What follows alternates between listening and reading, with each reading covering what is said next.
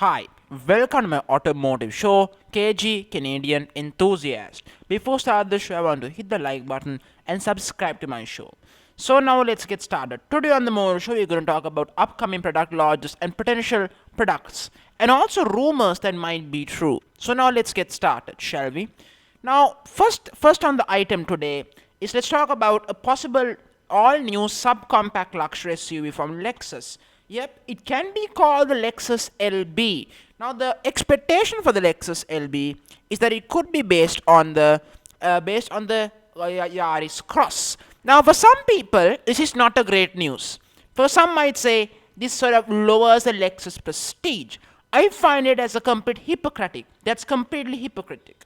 Because if Audi can sell an Audi Q2, which is based on a VW T-Roc, or they can sell an Audi Q3, which is a VW Tiguan, well, I don't see much of a problem.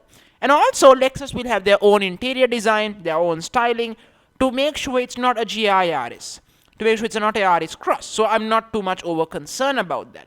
Now, prices times, I would expect around $25,000 or higher. Now, also some people complain, can it be smaller than a Lexus UX? Now, yes, it can be. If Audi can go smaller than a Q3, then I think surely Lexus can go even smaller. And Lexus needs something like this, especially in Europe, where the market for vehicles that's smaller in size is bigger than vehicles in larger in size. So it's essential that it's the case. You should know that, of course. You should know that. Now, of course, moving on from that, let's talk about Infiniti. Infiniti is now going to close its own dealerships and they will operate under Nissan's dealerships. But don't worry, you will have your own dedicated salesman for Infiniti. Now, this is why this is so bad about this news.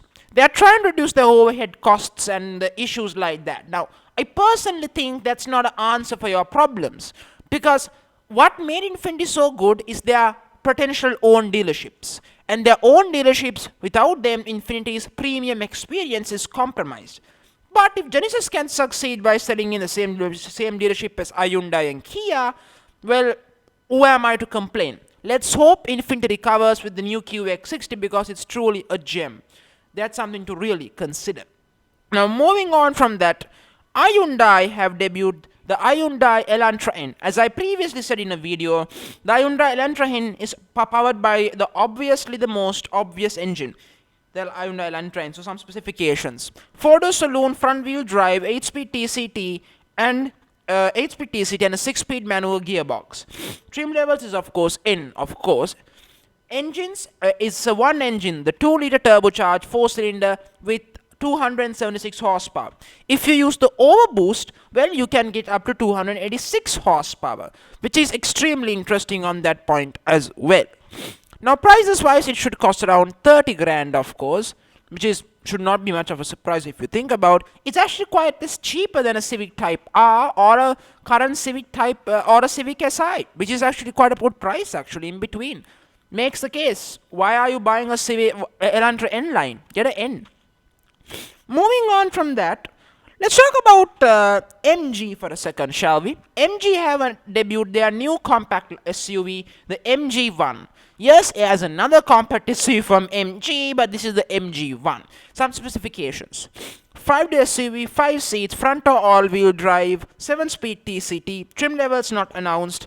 Now, what's powering the MG1 is a 1.5-liter 4-cylinder turbocharged engine with 181 horsepower. Now, it's pretty pokey enough for me, really. I think it makes more than adequate power for me, personally speaking. Now, prices wise, I would guess it would cost around $20,000 to $28,000 most likely, because in China things are a lot cheaper. That's something to deeply consider. Now, for the MG1, let's talk about VW Tiago. The Tiago is virtually a T-Cross, and which is in a 5-door coupe SUV design, if you don't think about it. So I think it's pretty unquestionable. But does VW have enough market space potentially to fill up more SUVs? Nothing is ever enough for the people when it comes to SUVs. I can assure that. So market space would be more than adequate. Now, it's powered by basic specifications: 5-door SUV, 5-door coupe SUV, 5 seats, front or all-wheel drive, 5-speed manual, 6-speed manual, and a 7-speed DSG.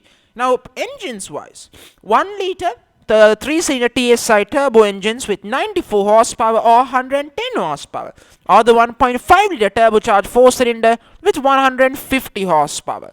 So it's pretty powerful, really, for something so small.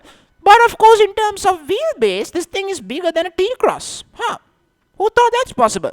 And also remember, this thing is based on the VW Taycan in China. Yes, the names from VW is becoming more and more confusing. My pronunciation of the name is pretty wrong, I know. Please correct me if I'm wrong in the comment section. Prices wise, prices will start from £25,000. Now, 2 trim levels would be most likely. Style and R line trim. So, yeah, pretty good. I don't know, it's the prettiest 5-door coupe SUV. Nothing is, but still pretty good. Now, moving on from that, let's talk about Chevy. This is for quick news on Chevy. Chevy confirms the Chevy Trailblazer will lose its basic trim level, the L trim level, which would allow you to buy a Chevy Trailblazer for less than $20,000. Now, if there are people in watching my video, Asian viewers, it's not the Trailblazer you know. The Trailblazer you know is actually a Isuzu MUX that's been rebadged by Chevy. The only difference between those two, Isuzu and the rebadged Chevy, is that the Chevy has a 3.6 liter V6. That's the difference. If you're Australia, just understand that. If you're in Asia, understand that. This one is the one that's sold more global in China and North America. This Trailblazer is a crossover, not the one you're thinking. So overall, the Chevy Trailblazer then will lose its base trim. So obviously doesn't need, because the Chevy Trax is still being sold.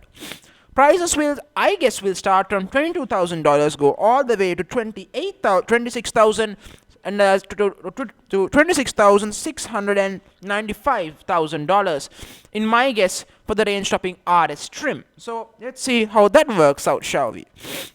Moving on from that, let's talk about the Jeep Compass. Yes, the North American spec Jeep Compass received its facelift. Of course, you might think, well, it's nothing new, right? We know what to expect.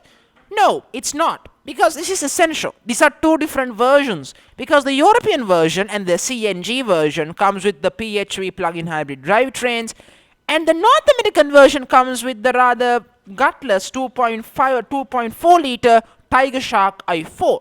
But now it's actually worse this time around. It now only makes 177 horsepower.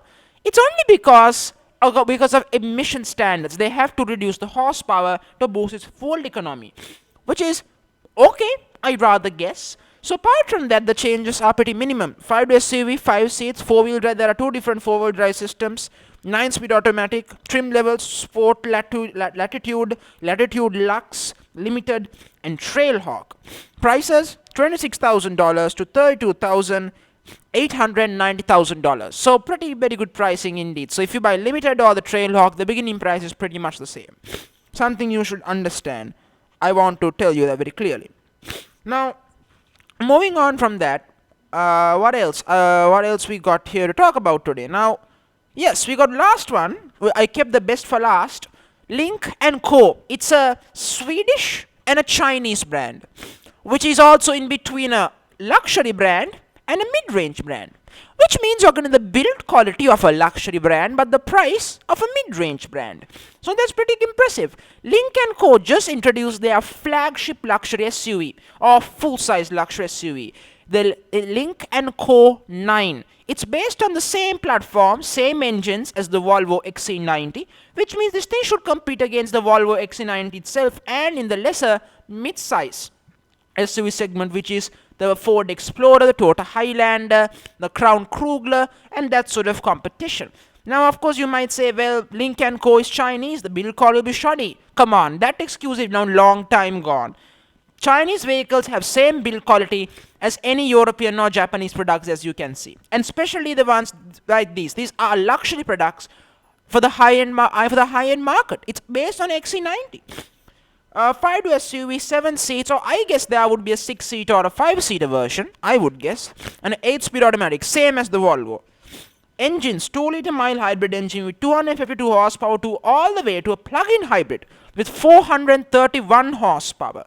If you think about it, that's more than XC90, actually. except even more than a Polestar. Just so you should know. Now, prices wise, I would guess this full-size luxury SUV slash mid-size SUV will cost around $46,000 and higher. Go on. So it's a very good value. I recommend you to buy this thing. If you're living in China, please buy it. It's the best choice you got. It's very impressive. I can vouch for you personally. It's fantastic.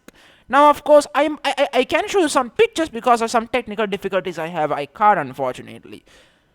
So on this note, thank you very much for joining me on the show. Thank you very much. Please hit the like button and subscribe my show. Thank you very much.